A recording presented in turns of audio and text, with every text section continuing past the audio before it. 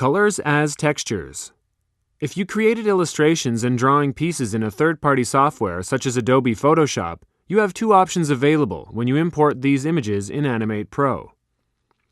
If your image is to be used as a background or an overlay, there is no need to vectorize them. Although, if you're planning on building a photo puppet or using Animate Pro's drawing tools to modify the imported artwork, vectorizing your images using the color as texture parameters will be quite useful. Note, your image will remain a bitmap, but it will be contained in a vector frame. This way you can modify the contours using the Contour Editor tool, or draw over with the Brush tool, or even erase areas. In the sample material package, you can find a complete image of the same monster character, as well as a multi-layered PSD file containing its body divided into 5 main pieces. You can use those to try out the color vectorization.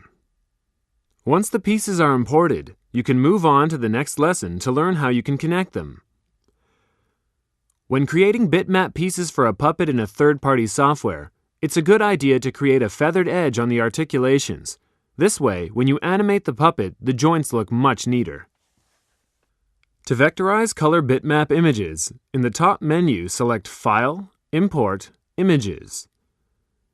In the Import Drawings dialog box, click on the Browse button and select the images to import.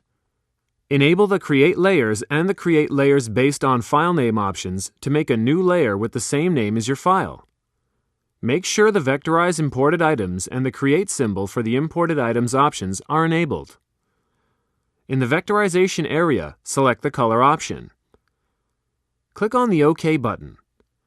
If your image is a multi-layer PSD file, the Multi-Layer Image Import Settings dialog box will open.